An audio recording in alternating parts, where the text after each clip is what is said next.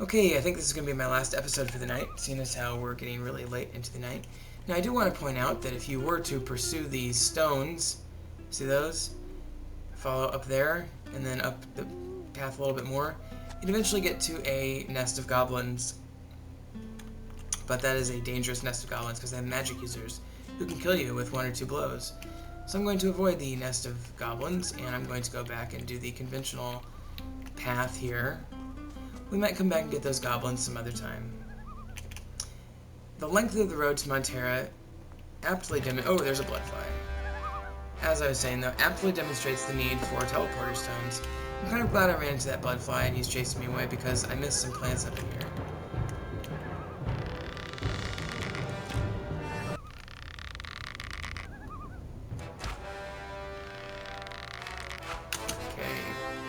Bloodflies are becoming wimpy as well, just with my new bow and everything. They're getting pretty wimpy, and it's noticeable. They're still dangerous because they can poison you, but as long as you don't let them touch you, they're not dangerous at all. And you get their stingers. We're going to be able to make poison out of their stingers here, not too long. Make poison is an alchemist ability that we learn by buying a recipe, and learning a skill that's associated with the recipe. Okay, I think I've got most of the plants there. There's a hare. I guess I'll get the hare.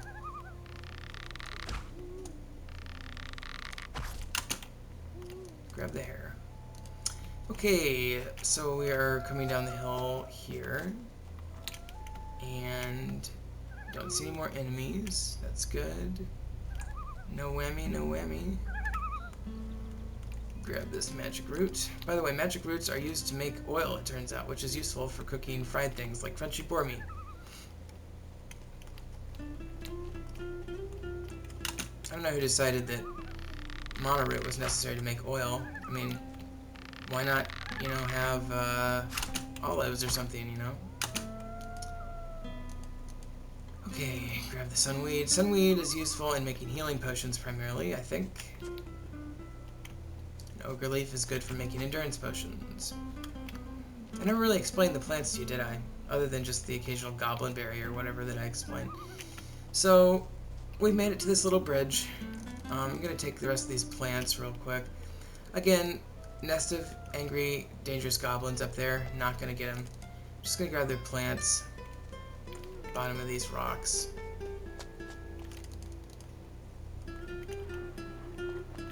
Maybe this hare.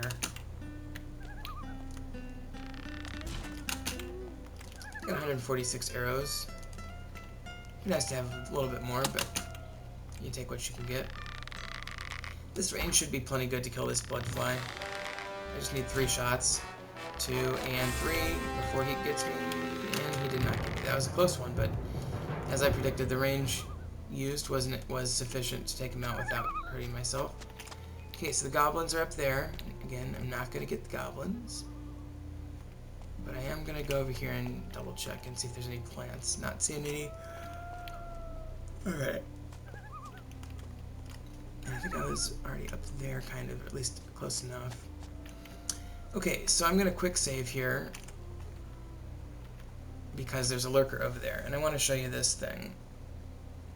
I'm going to take the left side of this river real quick. I could go across there and talk to the guy in the cabin, but I'm not going to do that quite yet. I'm going to kill this lurker and take the left side of this river real quick because it's not a very long river, and it leads to a conclusive place where you can get a pretty good, perimeter of exploration finished up. Okay, kill the lurker, no problem. Grab the mana plant. Mana plants are actually very valuable because mana potions, for mage anyway, become extremely valuable because you need to replenish them a lot more than you need to replenish your life power. Quick saving once again. Okay. I'm carefully going along only the left side, by the way, of the river, using the river as kind of a natural barrier to mark where I've been. There are lurkers on either side of this river, and we're going to see some lurkers right up here. It's very steep right here, so it's kind of a slow-going area. I think we're also going to see maybe a chest or two, and most importantly, we're going to start seeing this stone nettle. And that's necessary for a quest that we're going to be getting here pretty soon. So, there's the lurker. Guess I'll melee this one.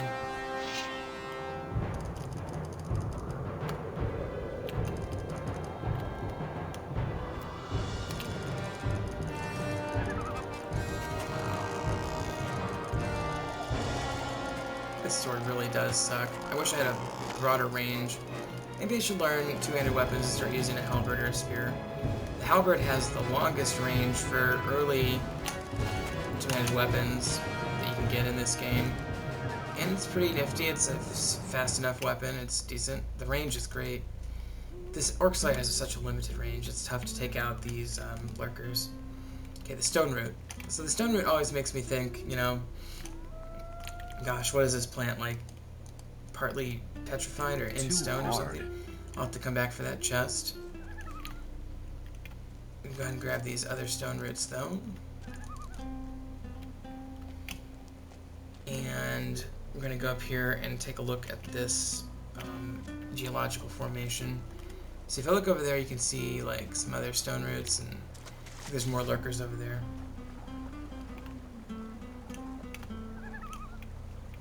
And some more stone root. We could use that. Are there any more lurkers? I can't remember.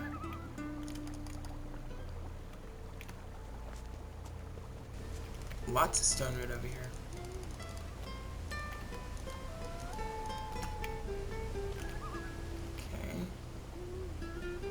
That would not be a nice fall. I mean, I'd survive it because I have acrobatics now, but I am going to quick save just in case I do jump over accidentally. But basically at this point, I just wanted to show you this. This is a very pretty area of the game, right up on this little thing. So, first of all, we've got this beautiful waterfall, a little bit overdone on the formation there, and I'm not really sure what that is supposed to be. Those little icicles.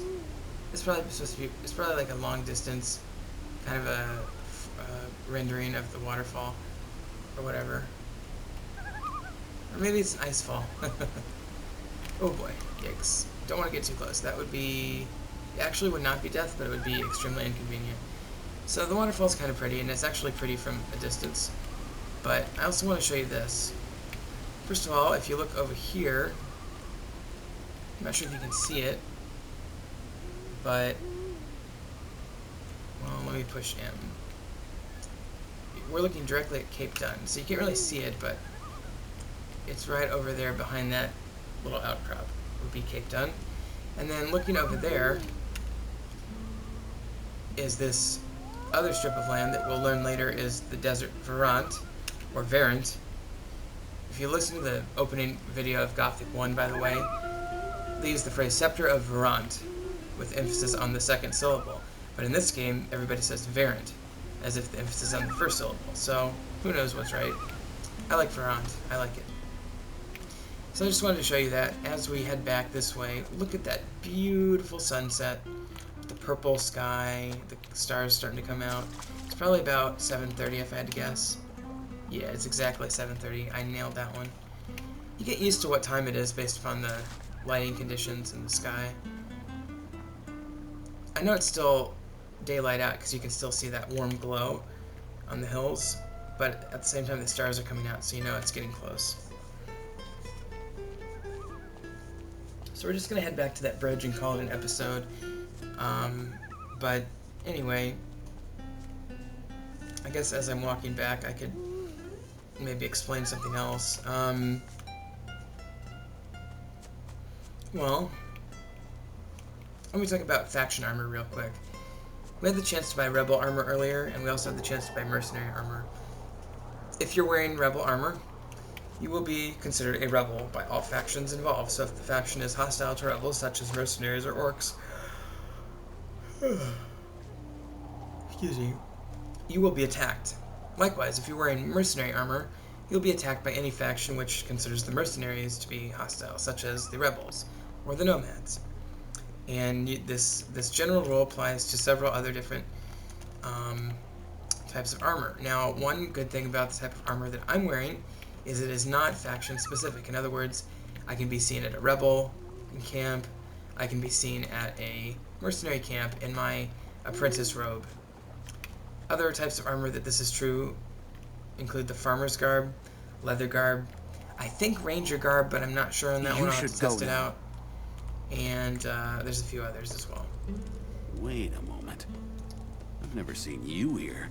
Don't tell me you slipped through the lines. I'm gonna go ahead and just finish this conversation before calling it an episode. That's a big mouth you've got there. Really? Do you think I'm afraid of you, huh? If you won't work, I'll make you. You will report to Merrick, the leader of the Orc mercenaries really in Montera, within 3 days, or you're in trouble. Got it?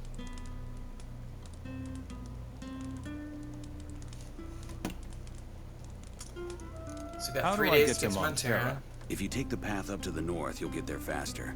But you're sure to be attacked by bandits. The path to the west is better for you. It's longer, but not so dangerous. I see.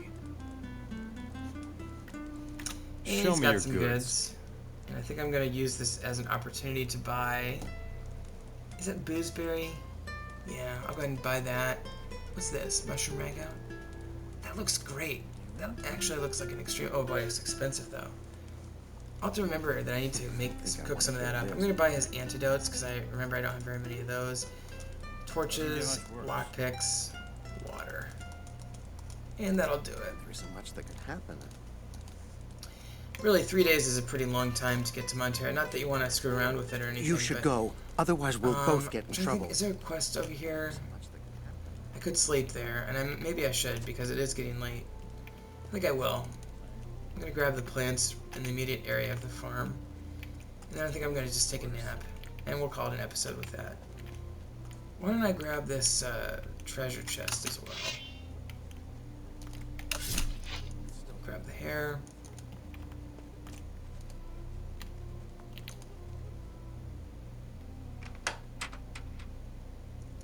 What is up with the amulets of ice protection? I swear to God, I do not need to be that protected from ice. Excuse me. Whoa. I had to sneeze. Maybe I'm allergic to ice potion, or ice-resistant amulets. Okay, so I'm gonna just kind of chill here with these guys for the night. I'm gonna cook up some meat. Have a little tell campfire stories with my slave friends here. 31 raw meat, excellent. I'm gonna cook up 61 of those, leave 20 raw.